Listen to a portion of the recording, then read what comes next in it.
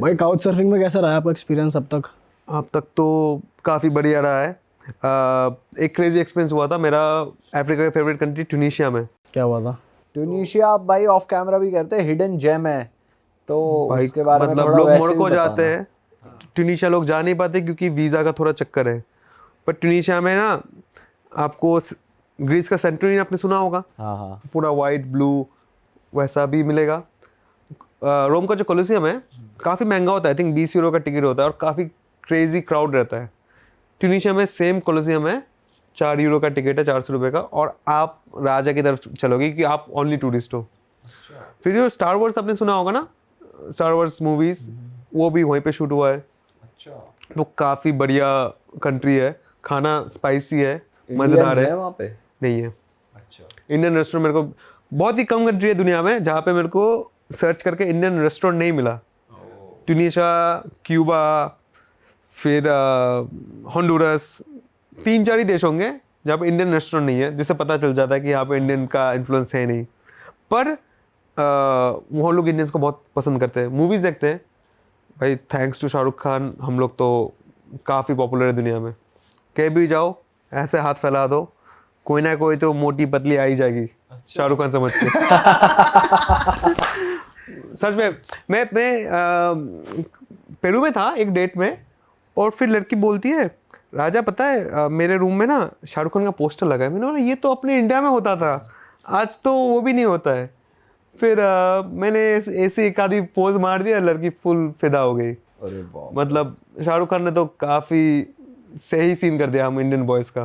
अच्छा जी, तो ट्यूनीशिया में मोस्टली लोग ब्लैक्स हैं या कैसे नहीं, हैं? वो नॉर्थ अफ्रीकन से, मतलब यूरोपियन, अरबिक। अच्छा हाँ, जैसे इजिप्शियन लोग होते हैं। अच्छा। और ट्यूनीशिया में लोग फ्रेंच भी बोलते हैं, अरबिक भी बोलते हैं, उनका डायलेक्ट, और इंग्लिश भी बोलते हैं। और नाइट लाइफ कैसी है उधर?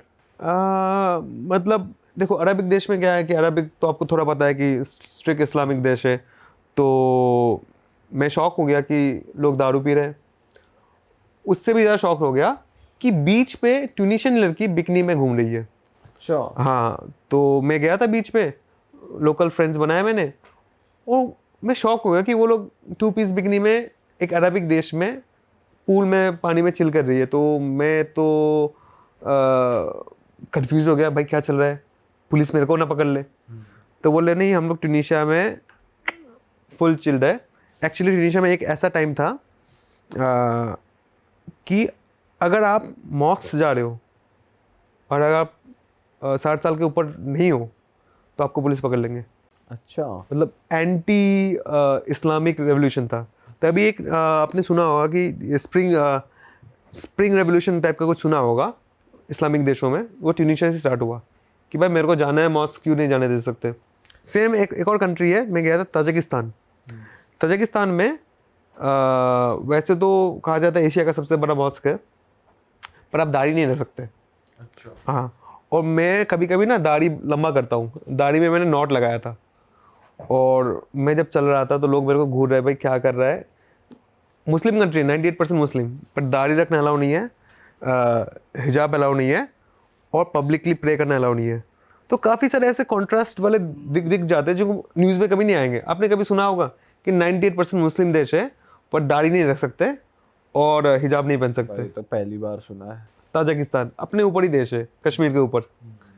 तो मतलब हम लोग सुनते हैं बहुत सारे मुस्लिम देश है, पर कुछ ऐसे भी होते हैं यूनिक एक्सपीरियंस, मतलब क्रेजी भाई। क्रेजी। आप एक बता रहे थे काउच सर्फिंग करते हुए आपको लेस्बियन भी एनकाउंटर हुआ था, वो बताओ एक बार। तो मैं था उधर क्यूबा में, 2022 की बात है। और क्यूबा में सारे होटल्स और restaurant is owned by the government. मतलब आपको खाना खाना है कि किसी भी रेस्टोरेंट जाओ, वो सरकारी रेस्टोरेंट है। आज खाना मिल सकता है, कल नहीं मिल सकता है। अच्छा। हाँ, क्योंकि सप्लाई नहीं है। गरीबी बहुत है। गरीबी बहुत है, मतलब एवरेज सैलरी 13 रुपये महीने का, 20 रुपये महीने का, ऐसा है। पर लोग ब्लैक मार्केट में सर्वाइव करते हैं। और क्यूबा एकमात्र देश है मेरे एक्सपीरियंस में जहाँ पे मेरे को बहुत 2-3 रात ऐसे हुए कि बिना खाए सोना पड़ा। अच्छा। जेब में पैसे हैं पर रेस्टोरेंट्स में खाना नहीं है, क्योंकि गवर्नमेंट सप्लाई नहीं है। उनकी यूएस से कुछ भसड़ चलती है ना बहुत ज़्यादा। अरे उन्होंने कोल्ड वॉर में ना रशिया को हेल्प कर दिया था, तो यूएस ने बोला तू हेल्प किया ना, अब तू उन पे सैंक्शन कर दिया, तो वो लोग ना इंपोर्ट कर पाते हैं ना एक्सपोर्ट कर पाते हैं। तो उनके पास ना कपड़े हैं ना चप्पल है। लोग आते थे मेरे पास स्ट्रीट पे, बोल रहे थे कि भाई तेरा चप्पल दे दे या जूता दे दे, मैं पैसे देने के लिए राजी हूँ, डबल दे दूंगा, पर मेरे पास पहनने के लिए कुछ नहीं है। इतनी गरीबी है। इतनी गरीबी है भाई क्या आपने क्या बताया कि वहाँ की एवरेज सैलरी 13 रुपए, तो यहाँ की करेंसी में कितना बनना है? नहीं, 13 रुपये मैं कन्वर्ट अच्छा, करके बता रहा हूँ। 13 ही रुपए है? हाँ वीकली। अच्छा ये 2022 की बात बता रहा था। अच्छा। हाँ, और ये मान लो डॉक्टर है, डॉक्टर की सैलरी और अपना रेस्टोरेंट में जो वेटर है सेम है। तो सबसे ज़्यादा अमीर टैक्सी वाले होते हैं। टैक्सी वाले टूरिस्ट से लेते हैं डॉलर, मुंह मांगी रकम, और लूट के लेते हैं। ओह, पर और वहाँ टूरिस्ट जा क्यों रहा है भाई इतनी गरीबी में जब खाने को नहीं मिल रहा? तो ऐसा है, मैं भी शौक था। टूरिज्म 2 पार्ट में डिवाइडेड है। एक तो हम लोग खुद से बुक करके चले जाते हैं, और बहुत सारी बड़ी बड़ी सरकारी रिजॉर्ट्स हैं जो बाहर की कंपनी से टाई अप करते हैं। वहाँ पे क्रूजेस भी तो चलते हैं, हाँ, है ना? तो क्या मायामी करते हैं ना, से। मायामी से नहीं चलते क्योंकि यूएस के साथ उनका 36 का आंकड़ा है। अच्छा। तो दूसरे कैरिबियन कंट्री से चलती है।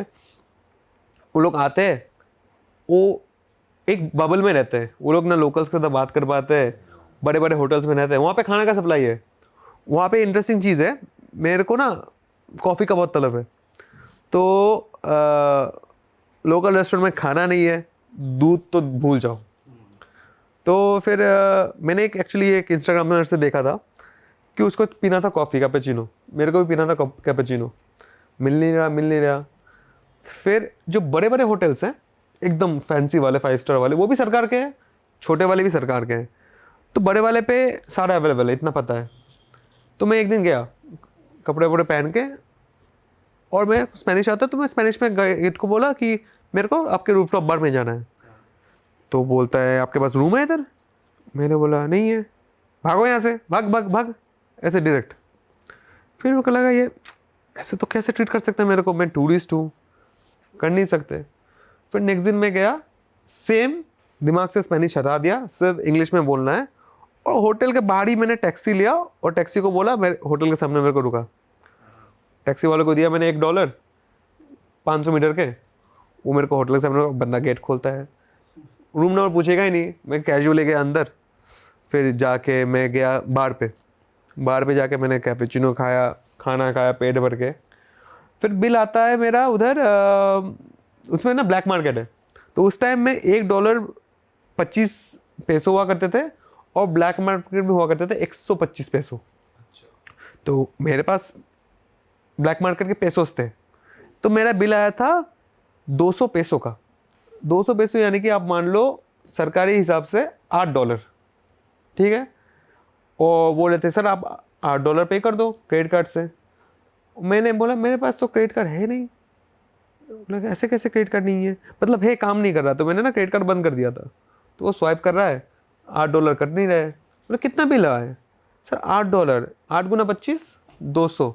मैंने निकाला पॉकेट से 200 पैसों, फेंके उसके मुंह पे, जिसके लिए मैंने दिए $1.5, क्योंकि मैंने ब्लैक मार्केट से कैश निकाल लिए थे।